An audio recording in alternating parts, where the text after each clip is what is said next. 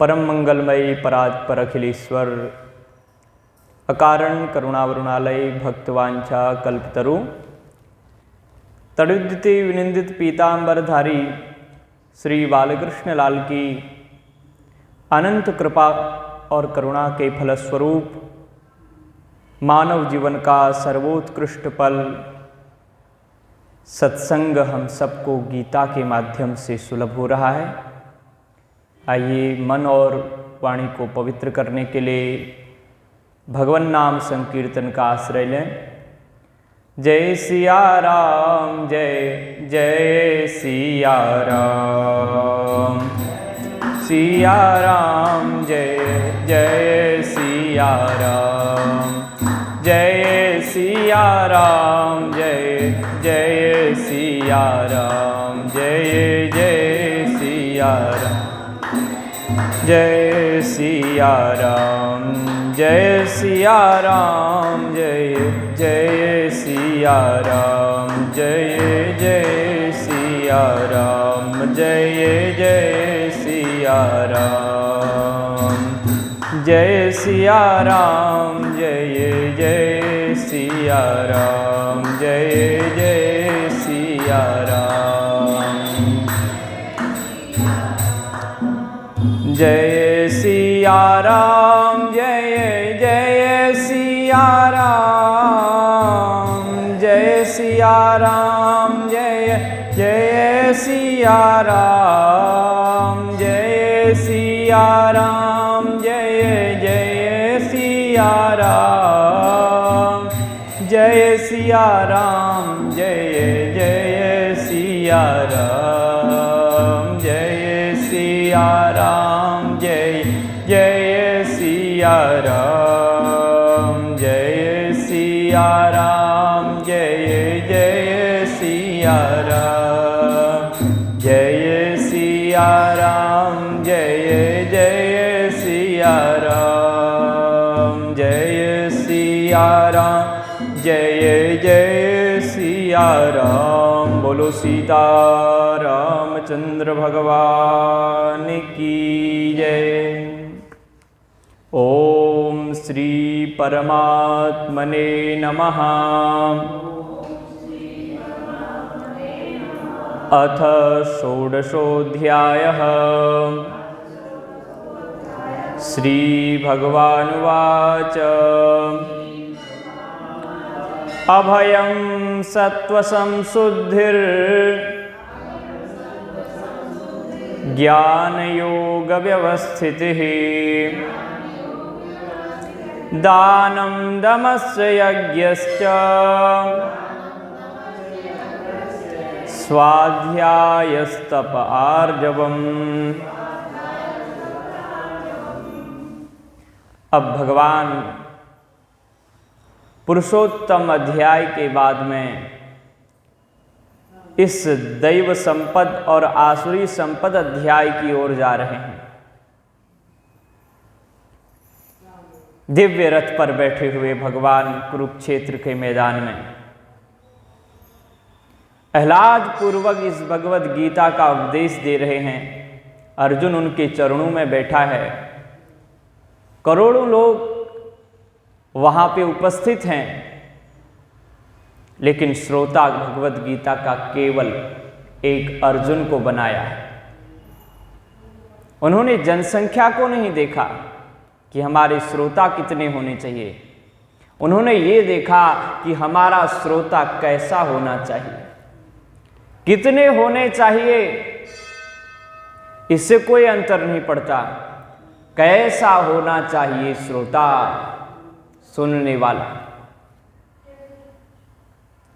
और उस सुनने के बाद में वो जीवन में उतार ले, यही सुनाने की सार्थकता आएगी। नहीं तो सुनना और सुनाना निष्फल। धृतराष्ट्र ने भी इस गीता को सुना है, लेकिन धृतराष्ट्र ने गीता को सुना, जीवन में उतारा नहीं। संजय के माध्यम से, और संजय ने सुना भगवद गीता को तो बता दिया कि अब क्या होने वाला है, सार बता दिया। यत्र योगेश्वर कृष्णो यत्र पार्थो धनुर्धरः तत्र श्री विजयो भूतिर् ध्रुवा नीतिर्मतिर्मम। इस संजय ने गीता को सुना और सारभूत भगवत गीता का निकाला। दैवी संपदा जिसके पास होगी ये सब कुछ उसके पास होगा। वहां भगवान श्री कृष्ण होंगे, वहां अर्जुन होगा जहां दैवी संपदा होगी। और जहां ये दैवी संपदा है वहीं लक्ष्मी है, वहीं ऐश्वर्य है। यत्र श्री तत्र तस्मिन् स्थाने, उसी स्थान में जहां ऐसी दैवी संपद से समन्वित भगवान के समर्पण में समर्पित व्यक्ति होगा वहीं लक्ष्मी होंगी, वहीं विजय होगी और वहीं विभूति होगी, वहीं भूति होगी, ऐश्वर्य होगी, संपदाएं होंगी। ध्रुवा निश्चित रूप से निश्चय कर लिया। इसका मतलब संजय ने गीता को जान लिया, भगवान को पहचान लिया। धृतराष्ट्र को कहते हैं ध्रुवा नीतिर्मतिर्मम, ये हमारी नीति है, निश्चय है। और ये गीता ही हमारा धर्म है। गीता सुने सुनाएं, जीवन को दिव्य बनाएं। गीता सुने सुनाएं, जीवन को दिव्य बनाएं, अथवा गीता पढ़ें पढ़ाएं, जीवन में लाएं। अगर आप स्वयं पढ़ सकते हैं तो किसी को पढ़ाओ भी, बताओ भी। मैं आपको जानता हूं, आप मेरे से ज्यादा आप इन विषयों को आपने जाना है। जाना कैसे जा सकता है? महद पुरुषों को सुनने के बाद ही जानना होता है। और आप 30 वर्ष से महापुरुषों को सुनते आए हुए होंगे, इसलिए सुनने का ही फल होता है ज्ञान। सुनने मात्र से संजय को ज्ञान हो गया। और कभी कभी ऐसा सुनना भी होता है जिसका मनन चिंतन जीवन में लाना हम स्वीकार नहीं करते, तब वह सुनना व्यर्थ हो जाता है। धृतराष्ट्र ने भी सुना, व्यर्थ रहा, और संजय ने सुना, सफल हो गया। इसलिए हमने कितना सुन लिया है, हम कितना जानते हैं, ये कोई भी मायने नहीं रखता। मायने तो वो रखता है जिसे सुनते सुनते, मनन करते करते हमारे जीवन में भी आ जाए। हम केवल उदाहरण ही देते ना रहें, स्वयं उदाहरण बन जाओ। दूसरों के दृष्टांत ही ना दें, स्वयं ही एक दृष्टांत बन जावें इस गीता के माध्यम से। गीता पढ़े पढ़ाएं, जीवन में लाएं, ये हमारे गुरुदेव का एक अभियान है। और उसी अभियान को मैंने आगे बढ़ाते हुए गीता सुने सुनाएं, जीवन को दिव्य बनाएं। क्योंकि पढ़ें पढ़ाएं ये शब्द बहुत अच्छे हैं, लेकिन पढ़ने से पहले यदि हम सुन लेंगे, महद पुरुषों को सुनेंगे, तो उसमें दिव्य ज्ञान हमको प्राप्त होगा। हमारे मार्ग खुल जाएंगे, गीता में प्रवेश हो जाएगा। इसलिए पहले सुने, सजगता पूर्वक सुने। एक को सुनाना भी बहुत बड़ा काम है। एक को भी यदि हमने अभय दे दिया है, उसको दैवी संपद से समन्वित कर दिया है, तो आपका जीवन कृतार्थ हो गया, धन्य हो गया। सुनने मात्र से धन्य हो जाता है, और आपने किसी को सुनाया तो आप धन्याति धन्य हो गए। मैंने भगवान की इच्छा और उनके आशीर्वाद से सबसे पहले ये भगवत गीता आपने गुरुदेव को तो सुनाई, गंगा मैया को सुनाई, और पीपल के वृक्ष के नीचे बैठ करके पीपल देवता को सुनाई। अश्वत्थ साक्षात भगवान है। मूल तो ब्रह्म रूपाय मध्य तो विष्णु रूपिणे, और मूल तो ब्रह्म रूपाय मध्य तो विष्णु रूपिणे, अग्रतः शिव रूपाय पीपलाय नमो नमः। मेरे गुरुदेव ने कहा कि मैंने गीता पीपल देवता को सुनाई, आप भी सुनाइए। मैं पीपल देवता के यहां बैठा और गीता मैंने सुनाया। 10 अध्याय तक गीता सुनाई। बारिश का महीना आया, चबूतरा बह गया। मुझे लगा अब मैं किसे सुनाऊं। पथिक जी महाराज ने कहा, बेटा मेरे पास आ जाओ, अब गीता और भागवत मुझे सुनाओ। जैसे चबूतरा बहा, मैं जाता था पथिक जी महाराज की समाधि में, लेकिन अपना आसन रखने और उनको प्रणाम करने के लिए जाता था। बगल में ही वहीं आसन, बगल में ही गंगा जी हैं, तो पीपल के वृक्ष के नीचे बैठ के गीता पढ़ता था, आसन वहां रख देता था। जब उतरा बहा तो स्वयं एकाएक वहां के महाराज मेरे पास आया करते थे, गुजरात के श्री चिदानंद स्वामी जी महाराज। मेरे को बोलते थे, पंडित जी आप हमको गीता सुनाइए, कुछ अपना इसमें जो आपका मनन है, चिंतन है, वह हमको सुनाइए।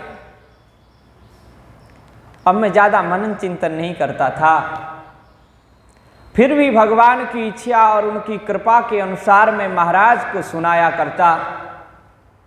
उन्होंने स्वयं आकर के कहा कि अब समाधि में बैठा करो और हमारे गुरुदेव को सुनाया करो। तो वहां मैंने श्री पथिक जी महाराज को श्रोता बनाया, और ऐसे श्रोता थे श्री पथिक जी महाराज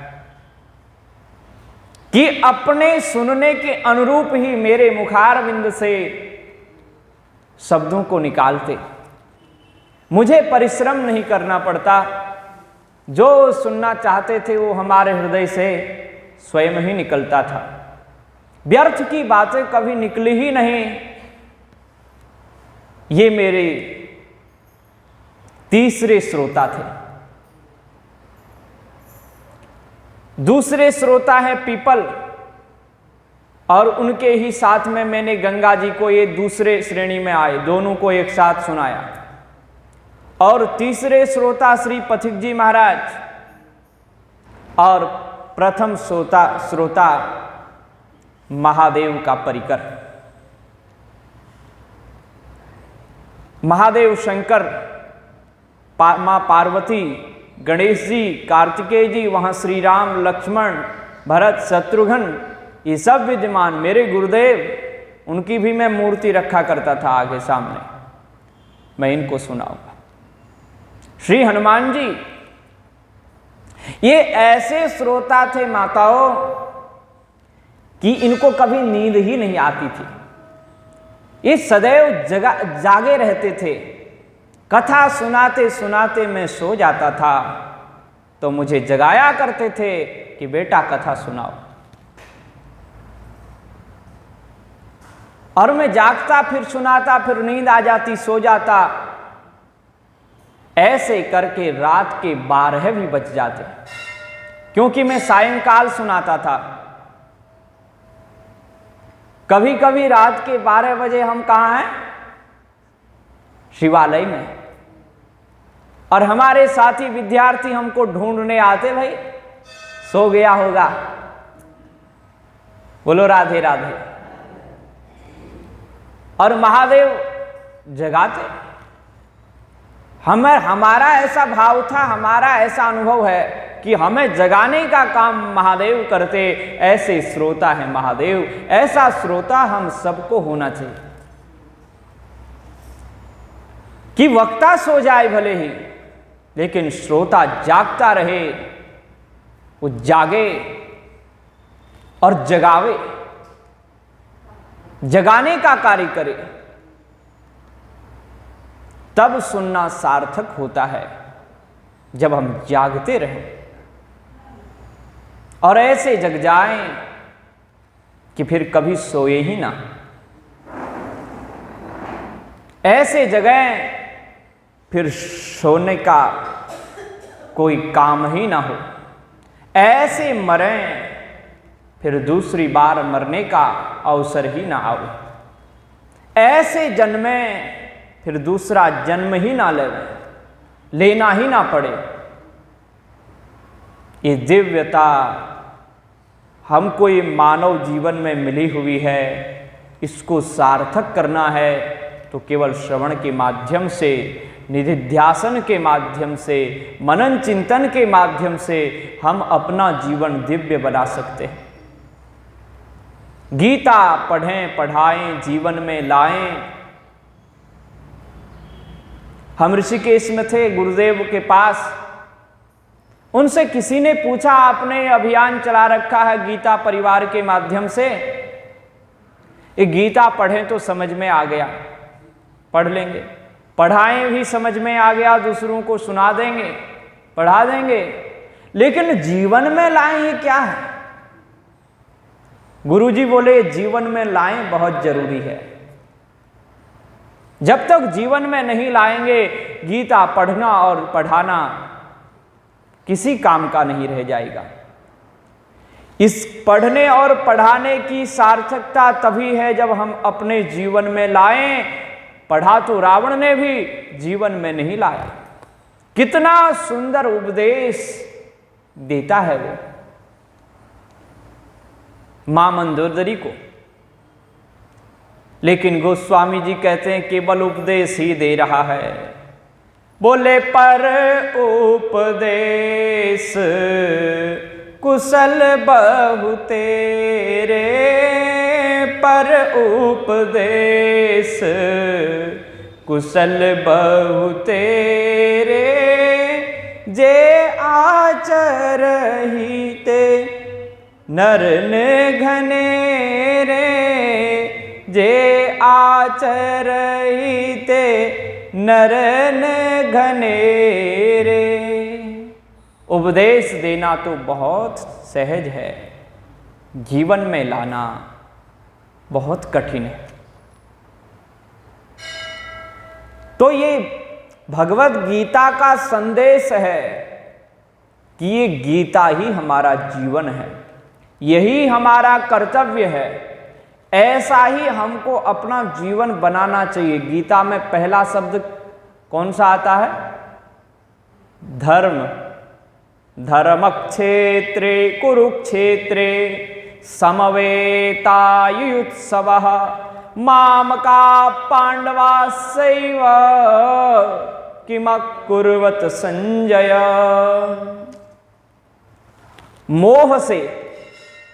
मोह से जीवन की यात्रा प्रारंभ हो रही है भगवत गीता की, लेकिन निश्चय अटल तत्व को प्राप्ति में जीवन परिपूर्ण हो रहा है। भगवान को पा लिया, ऐश्वर्य को पा लिया, विजय को पा लिया, जीवन धन्य हो गया, कृतार्थ हो गया। भगवत गीता के इस अंतिम श्लोक में कैसा जीवन है? मोह कैसा है? प्रारंभ में धृतराष्ट्र बोला, धृतराष्ट्र मोह का, अज्ञान का और दंभ का, अभिमान का प्रतीक है, आसुरी संपद का प्रतीक है। और गीता आसुरी संपद से भी हमको दैवी संपदा की ओर ले जाने वाली, दैवी संपदा प्रदान करने वाली है। धर्म शब्द आया है और बाद में आया है ममा। धर्म मेरा है, धर्म ही मेरा है, मैं धर्म का, ये सार है। और मोह से कैसे यात्रा प्रारंभ हो रही है? धृतराष्ट्र कहता है धर्म क्षेत्र और कुरुक्षेत्र में युद्ध की इच्छा से, समवेता युयुत्सवः योद्धुम इच्छवः, युद्ध की इच्छा से इकट्ठे हुए मेरे और पांडवों के। ये मेरा कहना ही तो मोह है। अगर मोह नहीं होता प्रारंभ में तो कहता कौरवाः पांडवाश्चैव।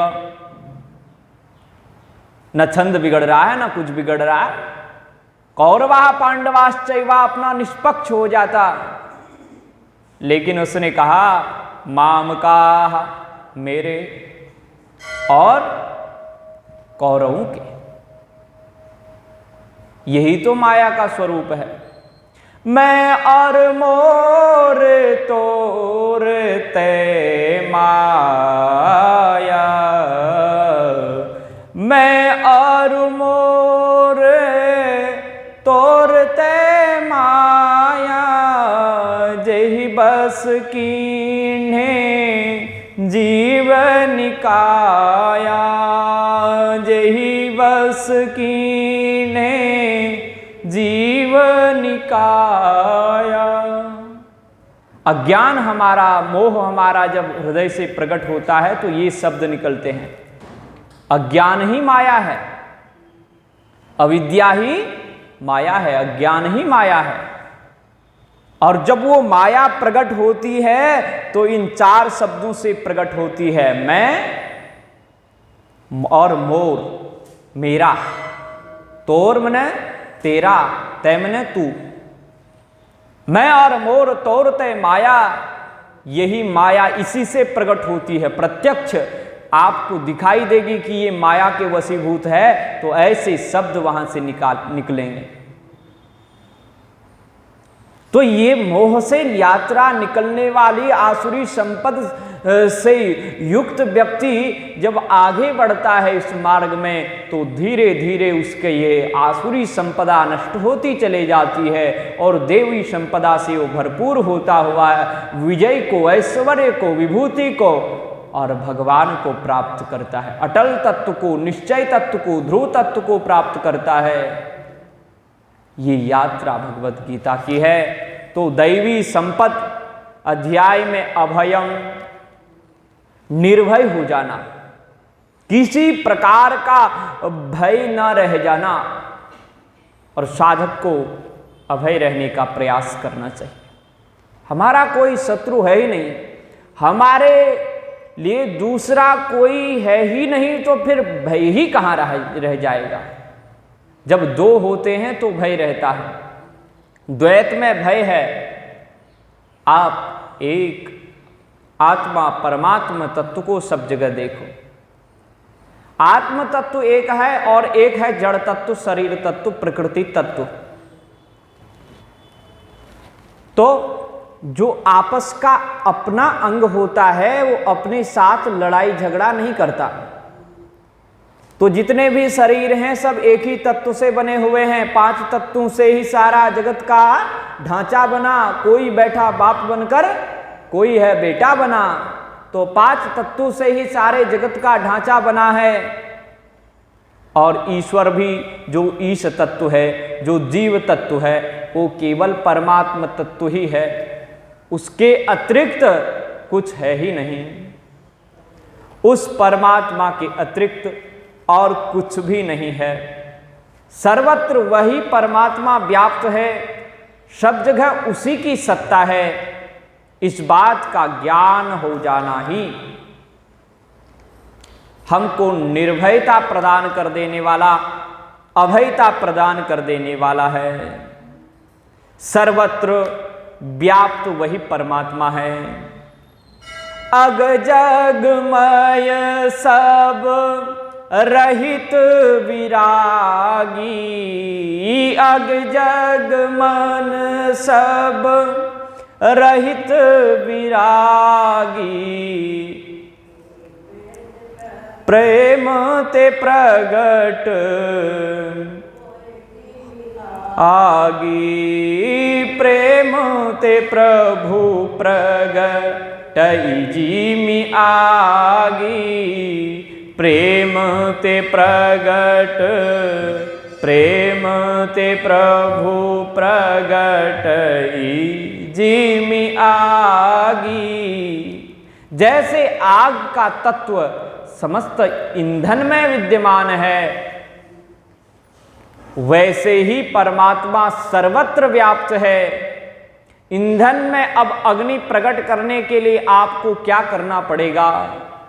या तो ईंधन से ईंधन को रगड़ना पड़ेगा, या एक चिंगारी को अलग से लगाना पड़ेगा तो आग प्रकट हो जाएगी।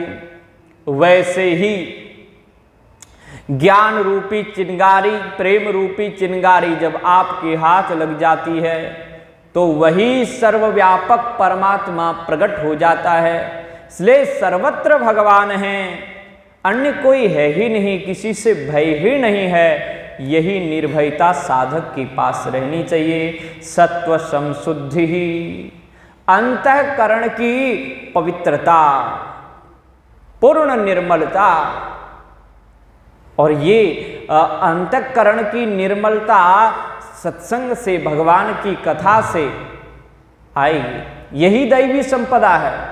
हम कथा नहीं सुनेंगे तो भगवान का नाम नहीं लेंगे तो ये दैवी संपदा हमारे पास आएगी ही नहीं, अंतःकरण पवित्र होगा ही नहीं।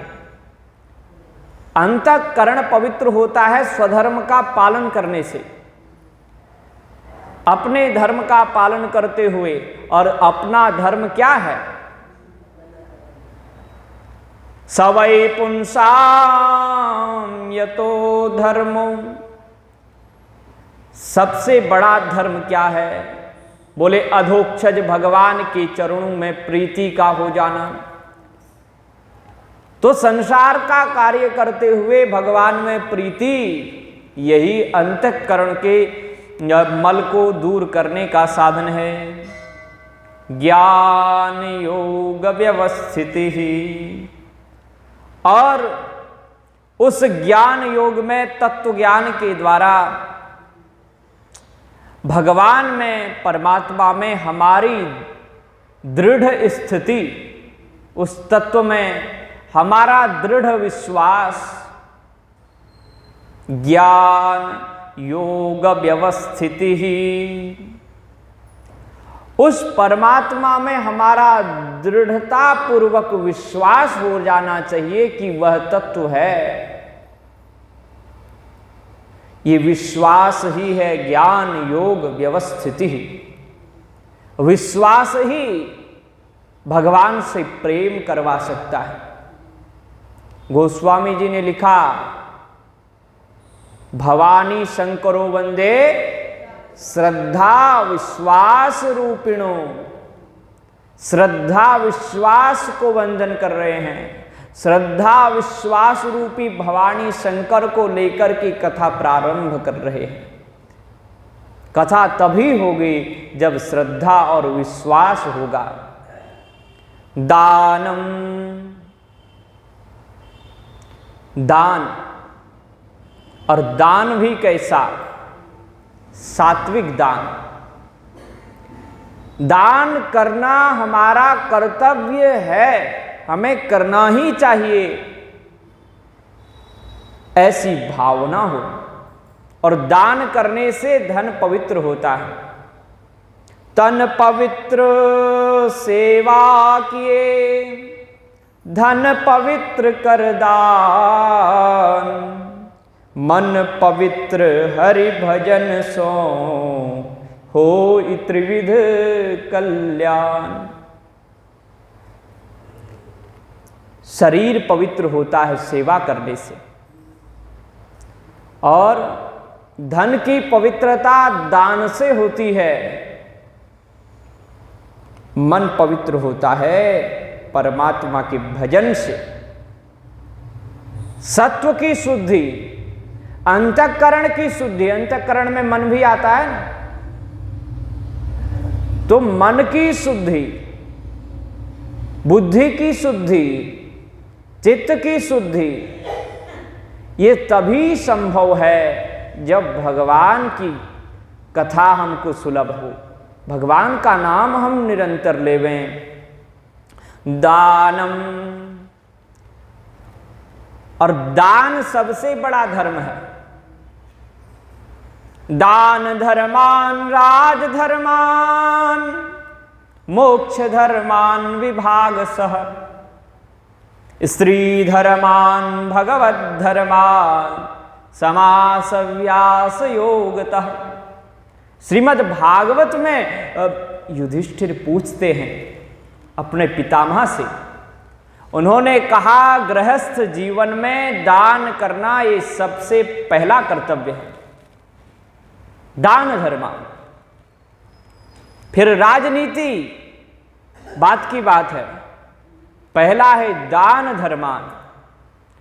किसी पढ़े लिखे विद्वान ब्राह्मण को जो भगवान का भक्त भी हो, किसी साधु महात्मा को जो भगवान की भजन में लगा रहता हो, इनको हर प्रकार का सात्विक दान देना चाहिए। इनको धन संपदा भी दो तो भी वह सात्विक दान कहलाएगा। लेकिन जो गरीब हैं उनकी भी सेवा होनी चाहिए। जो गरीब हैं, लंगड़े हैं, लूले हैं, चल फिर नहीं सकते, उनकी सेवा भी करनी चाहिए और आदर पूर्वक देना चाहिए, तभी सात्विक दान होगा। आप अरे लंगड़े हैं, लूले हैं, मांगते रहते हैं, ऐसे देंगे तो ये सात्विक दान नहीं, ये कल्याण नहीं करेगा आपका। हमको देना चाहिए।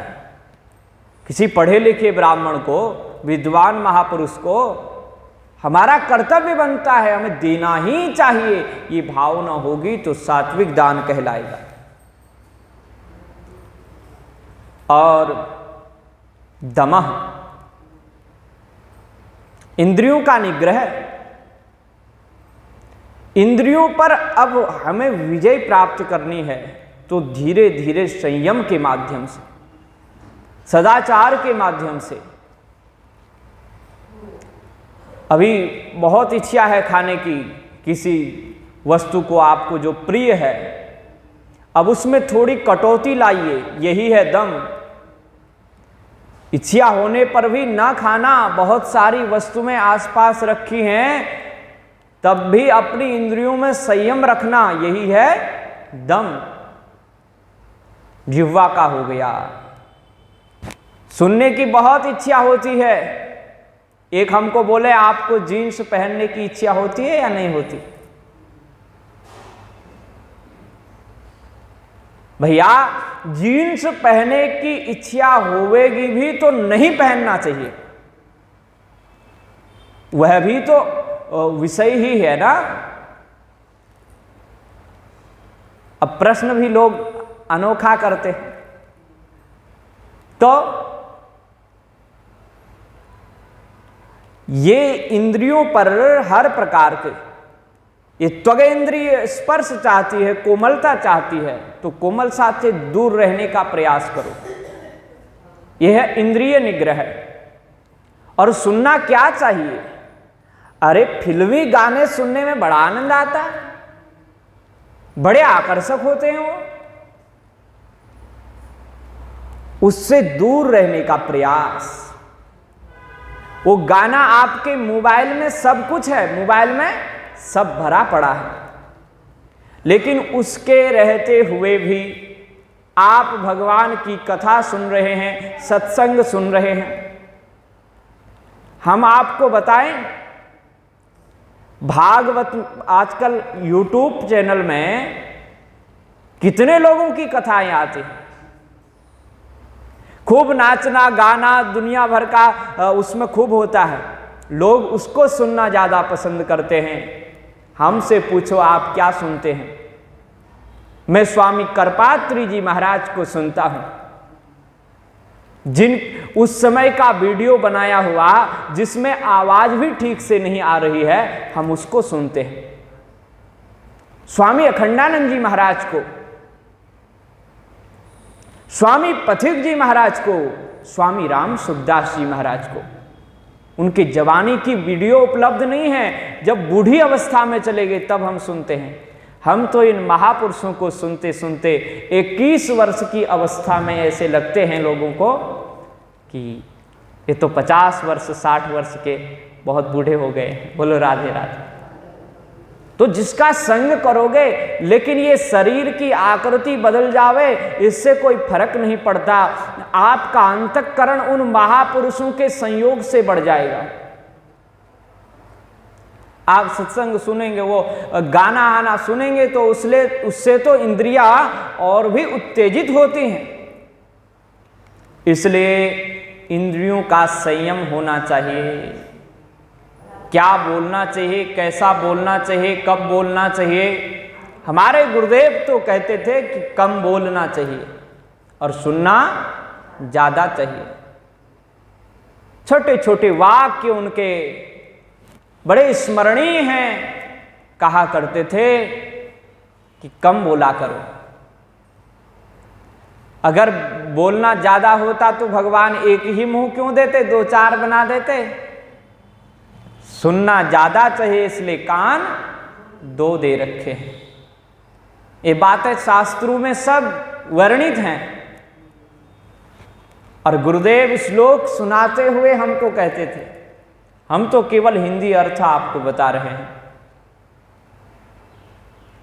तो ये इंद्रियों की सार्थकता भगवान के भजन में है। विषय तो बहुत हैं और अतृप्त करने वाले हैं, कभी तृप्ति नहीं मिलने वाली।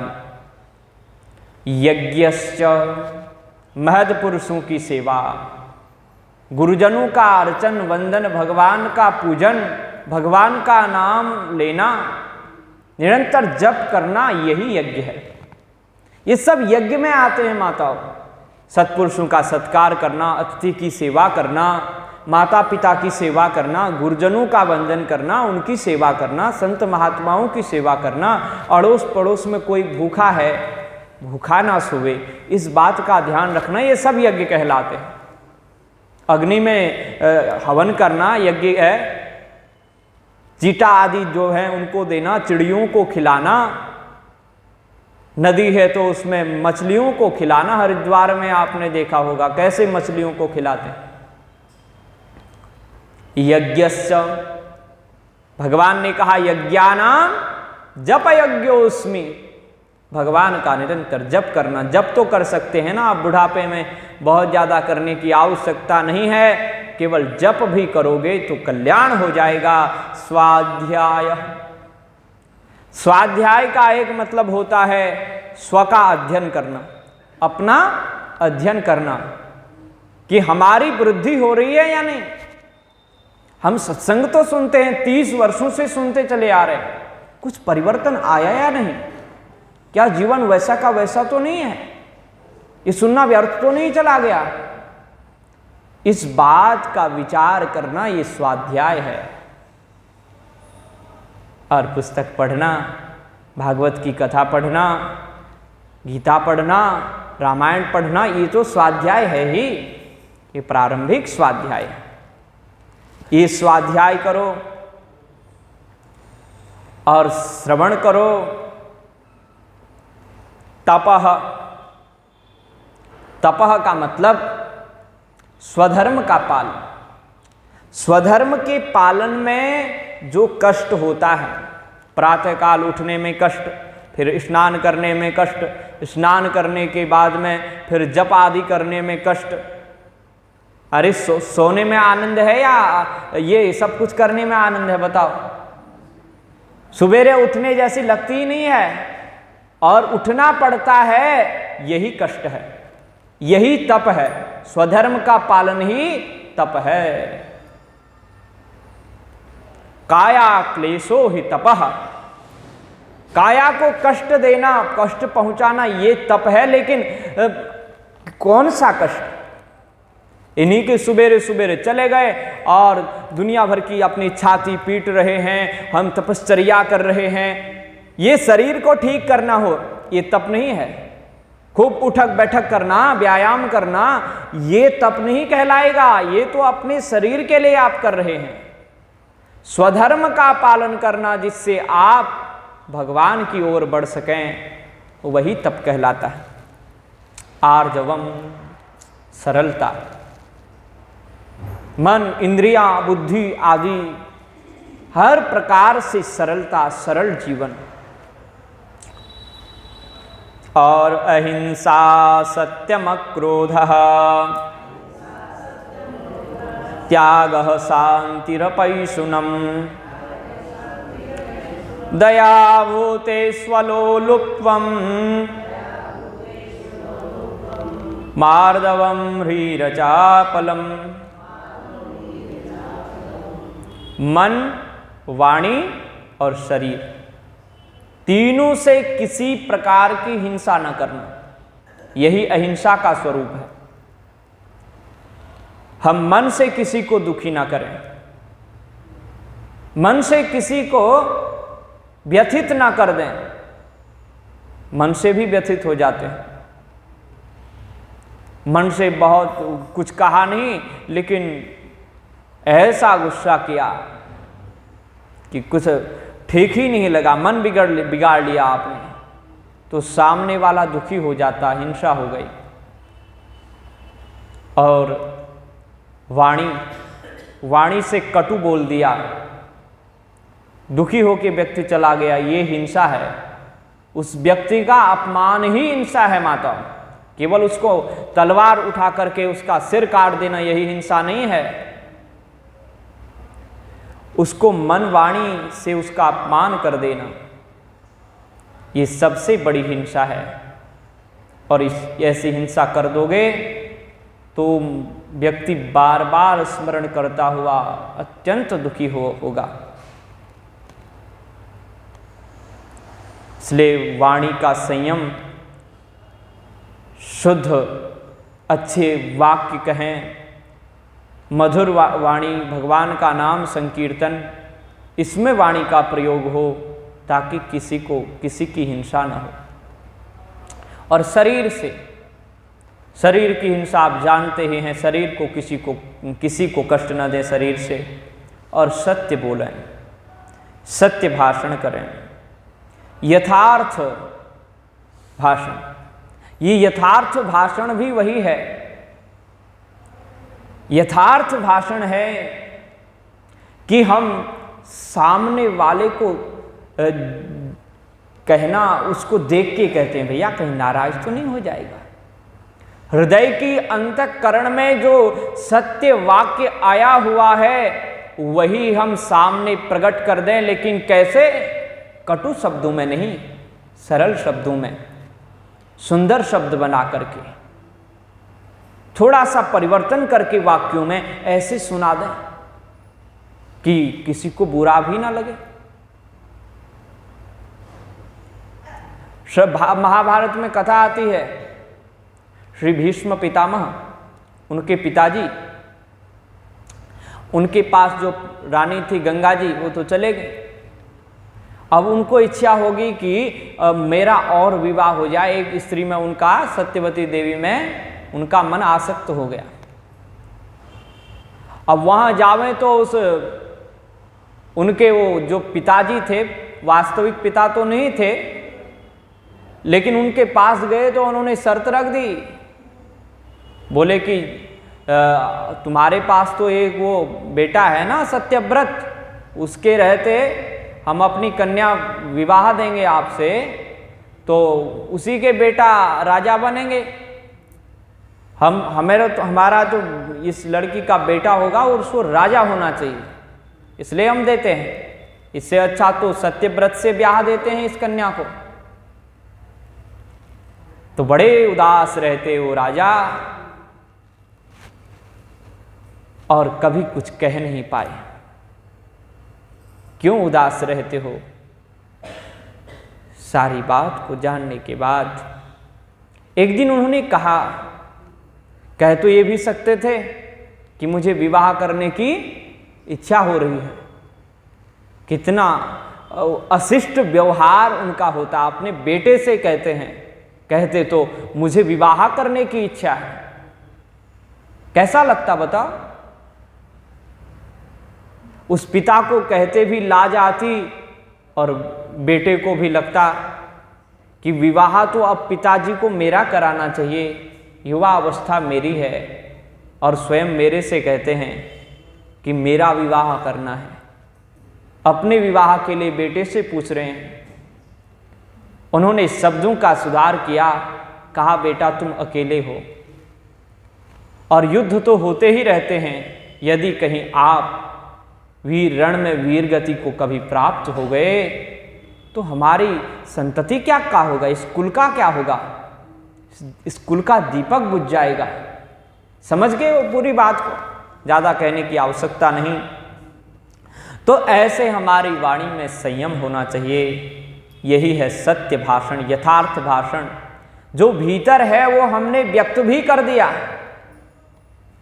जो भीतर आवाज थी उसको व्यक्त भी कर दिया, लेकिन सामने वाले व्यक्ति को सुन के कष्ट भी नहीं हुआ। सत्य भाषण ज्यादातर कड़वा होता है, इसलिए उसमें माधुर्य लाना ये हम सबका कर्तव्य बनता है। अक्रोध, क्रोध न करना, क्रोधी न होना। चाहे वो परोपकार करने वाले व्यक्ति के प्रति तो क्रोध नहीं होता, अपकार भी यदि किसी ने किया हो उसके प्रति भी हम क्रोध ना करें, ये है अक्रोध। और त्याग हमारे पास होना चाहिए। और सच्चा त्याग क्या है? संसार की वस्तुओं का त्याग कर दिया, वो त्याग कर दिया, इस त्याग का अभिमान भी आपके पास यदि है तो सच्चा त्याग नहीं है। अभी हम तो बड़े त्यागी हैं, ये हम त्यागी हैं, अभी ये बना हुआ है, ये अभिमान भी हमारा छूट जावे, ये सच्चा त्याग है, यही दैवी संपत्ति का त्याग है। माताओं बोलो राधे राधे। और शांति ही, और त्याग के बाद शांति अवश्य आती, त्यागा शांति अनंतरम। तो अब हमारी इंद्रियां अत्यंत चंचल न हो जाए, मन चंचल न हो, शांत रहें, तभी शांति है। मन इधर उधर बिखर रहा है, इंद्रियां इधर उधर भाग रही हैं, तो अभी शांति नहीं मिली। और अपई सुनम कहते हैं कि सभी भूत प्राणियों के प्रति हम असूया दोष न करें, किसी में दोष न देखें, किसी की निंदा न करें। यह है अपई सुनम। जैसे अनुसुईया थी, हम अनुसुईया बन जाएं। अनसूया, जिसके पास असूया दोष है ही नहीं, जो दूसरे में दोष देखता ही नहीं। ये असूया दोष ऐसा होता है कि आप हैं तो गुणवान, पर हमको आप में दुर्गुण ही दुर्गुण दिखाई देते हैं। सद्गुण से संपन्न है, फिर भी हम आप में जबरदस्ती दुर्गुण देख रहे हैं, यही है असूया दोष। तो इस असूया दोष से, निंदादि से बचें। दया हमारे हृदय में हो सारे प्राणियों के प्रति, और इंद्रियों की लोलुपता हमारे पास न हो। विषयों का संयोग होने के बाद भी हमारी इंद्रियां, हमारा मन उनमें आसक्त न हो। विषयों से संयोग तो होगा, जब तक ये शरीर है विषयों से संयोग है, लेकिन हम उनमें आसक्त न हों। यही है दया भूते स्वलोलुप्तम आमार्दवम ह्रीरचापलम। हमारे पास आर्दवता हो, कोमलता हो, कृपालुता हो, करुणा हो, ये सद्गुण विद्यमान हो, हमारा हृदय कोमल हो, सामने वाले किसी पीड़ित व्यक्ति के प्रति हमारा हृदय गदगद हो जाए, उसके प्रति हम समर्पित हो जाएं सेवा के लिए। और ह्री, लोक मर्यादा से विरुद्ध जाने पर, शास्त्र मर्यादा से विरुद्ध अपना जीवन बनाने में लज्जा हमें आनी चाहिए। यही है ह्री। हम तो भाई हमारा शुद्ध आचरण होना चाहिए। हम कहाँ जा रहे हैं? ये संसार से डरना और शास्त्र से डरना कि रोज गीता पढ़ते हैं फिर भी गलत मार्ग में जा रहे हैं। गलत मार्ग में जाते ही लज्जा हो जाना, यही है हरि, और है अचापलम, व्यर्थ की चेष्टाएं न करना, दुनिया भर जहां मन करे वहां न भागना, संयमित जीवन, ये है सब तेजः। आगे बता, तेजः क्षमा धृति शौचम अद्रोहो नातिमानिता भवन्ति संपदं दैवीं अभिजातस्य भारत।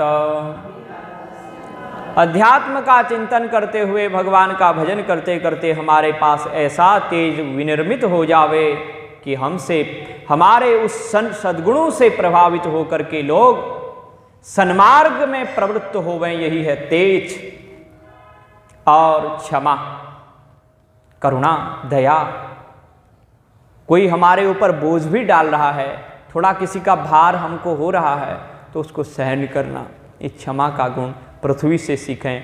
धृति, धैर्य हमारे पास हो, सोच हो, भीतर बाहर की पवित्रता हो, हम किसी से द्रोह न करें, अद्रोह हो, अनाति और अद्रोह, किसी के प्रति द्रोह न करें, शत्रु भाव न रखें।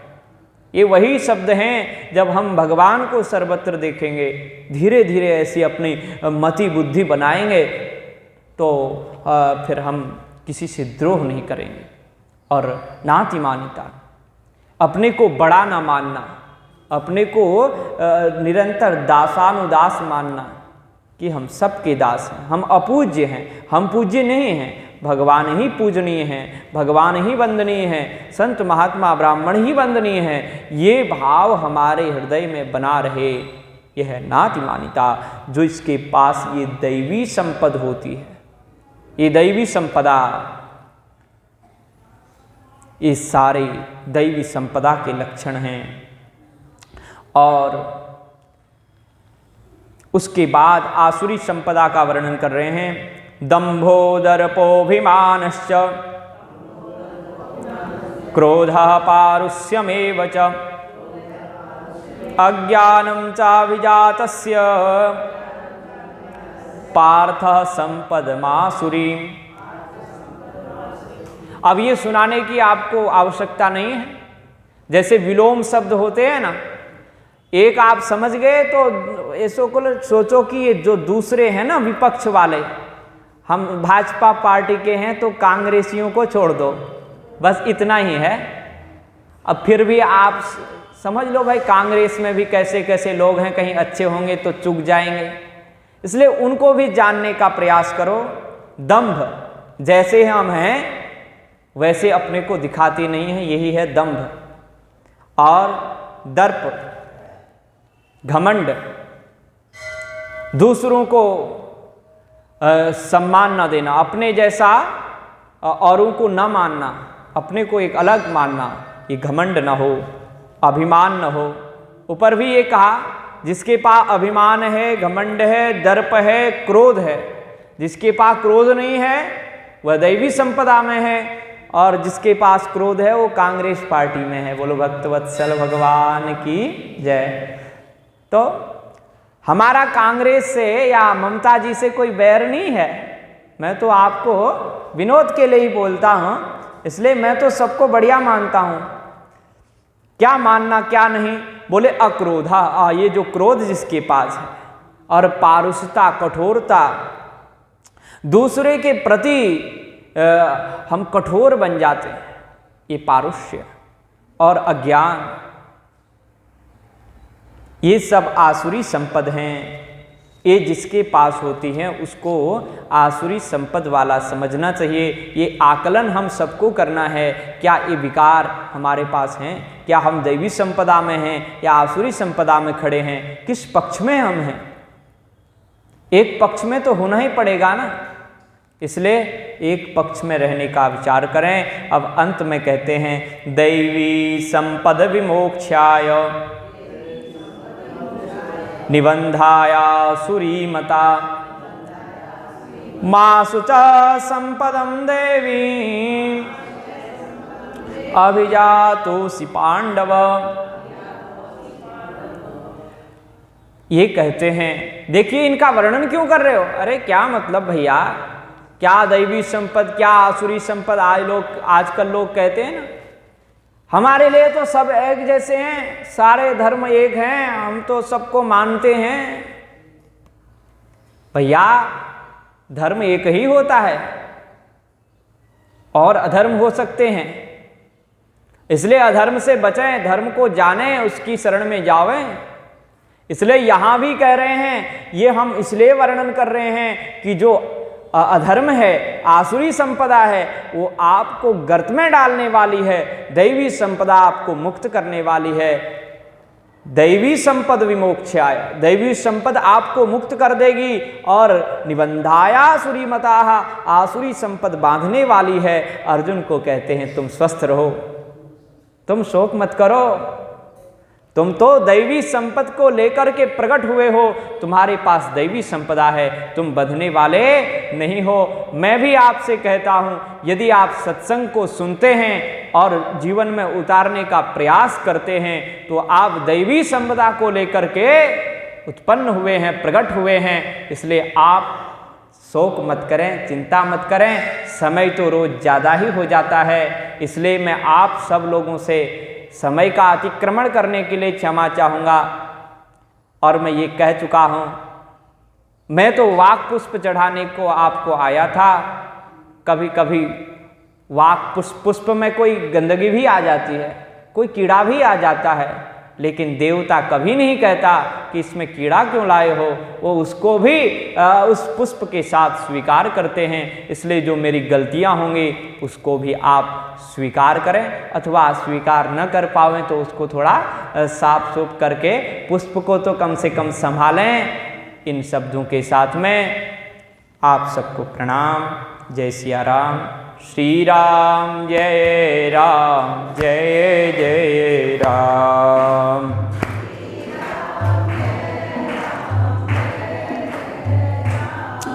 बोलिए श्री राम जय राम, जय जय राम।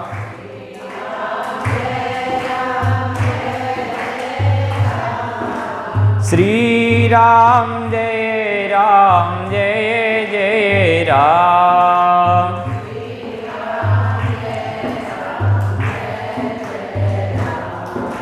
श्री राम जय राम, जय जय राम।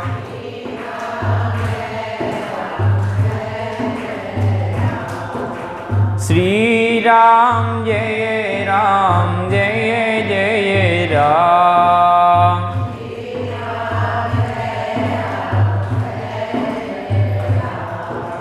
श्री राम जय राम, जय जय राम।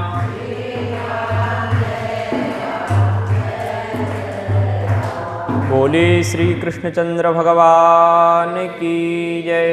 अनंत बलवंत श्री हनुमान जी महाराज की जय। यज्ञेश्वरी जगज्जननी गौ माता की जय।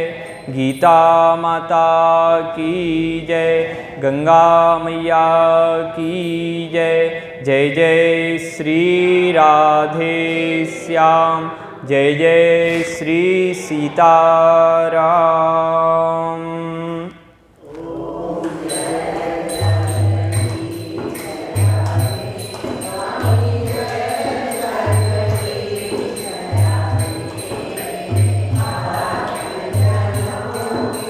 शंख